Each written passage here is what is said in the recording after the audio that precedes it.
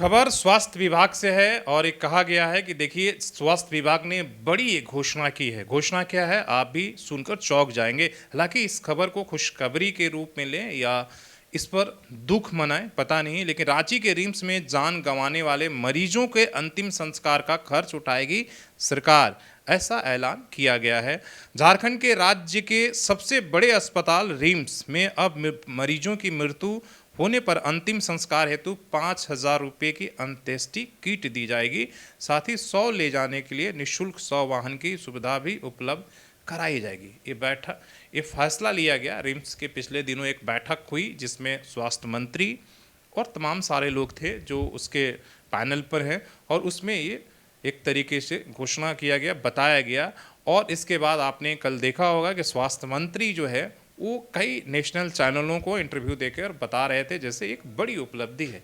लेकिन दुर्भाग्य यह है कि झारखंड में जो सरकारी स्वास्थ्य व्यवस्था है, जो सिस्टम है, वो पूरी तरीके से सड़ चुका है। आप घोषणा जरूर कर लेते हैं, बातें बड़ी बड़ी हो जाती है, लेकिन अमल कितना हो पाता है। और हमें ये लगता है कि भाई अभी मरीजों को अंतिम संस्कार कराने की जितनी जल्दी स्वास्थ्य विभाग का है, अगर उतना ही कोशिश जान बचाने के लिए हो तो हमें लगता है कि थोड़ा सा झारखंड के लोगों को राहत मिलेगी। हमारे साथ जो हमारे सहयोगी वरिष्ठ पत्रकार कृपा शंकर जी हैं, इनसे हम चर्चा करेंगे कि आज झारखंड की जो है स्वास्थ्य, जो सरकारी स्वास्थ्य विभाग है उसकी क्या हालात है। बगल में एमजेम है, हम देख सकते हैं रोज खबरें आती हैं मरीजों को ज़मीन पर लिटाकर एक तरीके से उन्हें सलाइन चढ़ाना पड़ता है, उन्हें फर्स्ट एड की सुविधा देनी पड़ती है, और तमाम तरह की कभी कुछ खबरें आती हैं कि भाई उनके ऊपर छत ही गिर गया, कभी ये आती है कि पानी भर गया, क्या क्या नहीं आती है खबरें।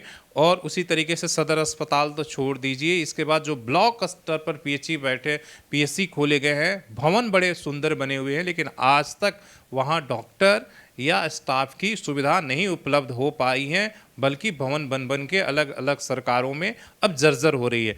तो सवाल वहीं से, इस खबर को जो स्वास्थ्य मंत्री बता रहे हैं डॉक्टर इरफान अंसारी, हमेशा मीडिया में अपने बयानों के वजह से चर्चा में रहते हैं।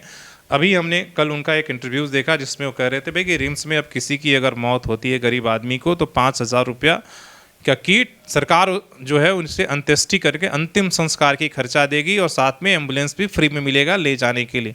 इस खबर को लेकर क्या कहा जाए, किस तरीके से आप इस खबर को देखते हैं? देखिए, ऐसा है कि दुनिया की सबसे बड़ी जो समस्या है वो स्वास्थ्य है।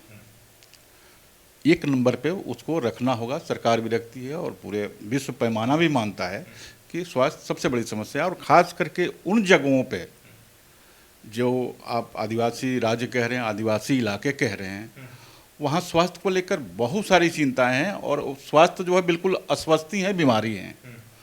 और जो ये अभी मंत्री जी का, झारखंड के स्वास्थ्य मंत्री का जो बयान आया है, वो आप कह लें बहुत शातिर बयान है। शातिर मैं इसलिए कह रहा हूँ कि बेशक मंत्री बड़े पढ़े लिखे और ज़हीन आदमी है, इस तरह का बयान नहीं आता, लेकिन ये शातिराना बयान है। और ये शातिराना बयान वहाँ से है, और उस बयान को सुनने और जानने के बाद ऐसा लगता है कि मंत्री प्रेमचंद की उस कहानी को पूरा पढ़ गए हैं और उनके याददाश्त में है, जो चर्चित कहानी है कफन, जहाँ खाने का जुगाड़ नहीं, कफन के इंतजाम पहले कर दिए, पहले कफन का इंतजाम पहले करें। यही किया है, यही कहा है और कुछ नहीं किया है। पहले अव्वल नंबर की आपको स्वास्थ्य पे ध्यान देना होगा, और आप सीधे आ रहे हो उसकी कफन की व्यवस्था पे। ये ठीक है कि मरने के बाद लाशें कभी कभी प्राइवेट हॉस्पिटलों में नहीं मिलते, लेकिन सरकारी अस्पताल पर लोग लेकर जाते हैं, वो तस्वीर भी आती है और हाँ आती है, लेकिन ये चीज़ें प्रचार के लिए नहीं है, मुझे लगता नहीं है ये उपलब्धि नहीं हो सकती किसी भी सरकार। बिल्कुल, ये तो बहुत बेहुदा और बेतुकी बातें कर रहे हैं मंत्री झारखंड, स्वास्थ्य मंत्री झारखंड। तो ये अच्छा बयान नहीं है, ये सरकार के पक्ष में तो बिल्कुल नहीं जा रहा है।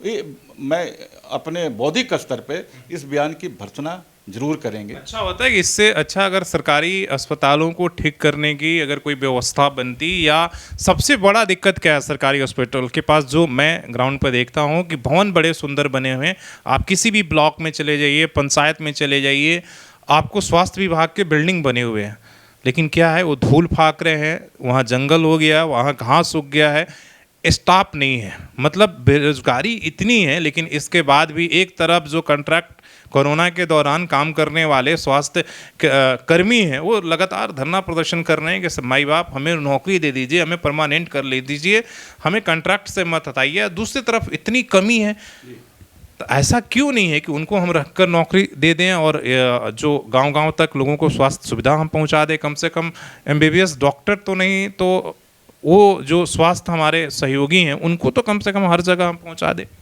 दरअसल विचार भी तो होने चाहिए ना इन सब चीज़ों को करने के लिए, ये कोई योजना भी तो बननी चाहिए, सिर्फ कागज़ों पे नहीं, कागज़ों के बाहर। असली परीक्षा तो आपकी कागज़ों के बाहर होनी है, सिर्फ कागज़ों पे थोड़ी होनी है। कागज़ों का बंडल आप सजा लें और ये सब नई असुविधाएं हैं जिसकी आप बात कर रहे हैं, तो असुविधाएं तो हैं, उसके बीच मरीज कहाँ जाएंगे, वहीं जाएंगे।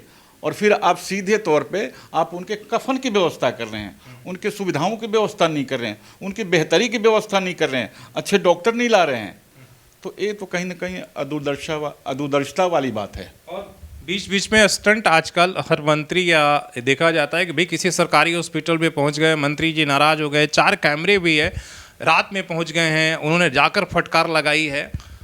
लेकिन फटकार लगाने के क्या फ़ायदा? क्या किसी मंत्री और सरकार इतनी बातें, जब हम लोगों को पता है कि भाई जिस आप हॉस्पिटल से या जहीं भी आप जिला अस्पताल में जा रहे हैं, सदर अस्पताल में जा रहे हैं, तहसील में जा रहे हैं, वहाँ आपके पास मैन पावर ही नहीं है, तो आप फटकार लगाकर सिविल सर्जन हो या क्या करेंगे? आप बेसिक जो चीज़ें अगर नहीं देंगे तो आप कितना भी ये कर लें, वो सिर्फ हेडलाइंस खबर तक ही बनकर रह जाएगी, उससे सुधार व्यवस्था में नहीं होगा। दरअसल ये सिस्टम का एक हिस्सा है। आप जो औचक निरीक्षण करते हैं, वहाँ जाके बोलते हैं, डांटते हैं, ये एक सिस्टम का एक तरीका है। बाकी तो दोनों मिलकर बैठ के खाते पीते हैं। परसेप्शन क्रिएट करने का सिर्फ परसेप्शन आप बना रहे हैं कि हम कुछ कर रहे हैं, माहौल बनाना है, केवल माहौल बनाना है, सरकार के पक्ष में माहौल बनाना है। बाकी तो ज़मीनी हालात तो कुछ और हैं, और हालात ऐसे हैं कि अंत में आपने डिसीजन ले लिया कि हम आपके लिए केवल कफन की व्यवस्था करेंगे, फ्री में व्यवस्था करेंगे, ये तो आप छूट दे रहे हैं। तो ये कहीं ना कहीं शातिराना खेल है। चलिए इस पर ज़्यादा चर्चा ना करते हुए आपको यहीं पर हम ये करते हैं, लेकिन आप इस खबर को किस तरीके से प्रतिक्रिया देते हैं, और क्या झारखंड में जो सरकारी अस्पताल है, जो सरकारी व्यवस्था है, उसकी क्या दुर्दशा है, आप ज़रूर कमेंट करके बताइएगा, ताकि ये बात मंत्री जी तक भी पहुँचे कि कफन व्यवस्था करने से ज़्यादा ज़रूरी है कि हॉस्पिटल्स में डॉक्टर और दवाई पहुँचे और मरीजों को इलाज हो पाए। और सबसे ज़्यादा प्रभावित इससे गरीब जनता है, इसलिए कि जिस जो अमीर है, मिडिल क्लास है, वो तो सरकारी व्यवस्था में जाता ही नहीं है, वो देखता ही नहीं है। लेकिन जो मजबूर है, लाचार है, हताशा है, दिहाड़ी मजदूर है, उसके पास सरकारी के अलावा कोई और अन्य व्यवस्था नहीं है। और इसका जीता जागता उदाहरण हमारे बगल में बैठा एमजीएम हॉस्पिटल्स को हम देख सकते हैं। धन्यवाद।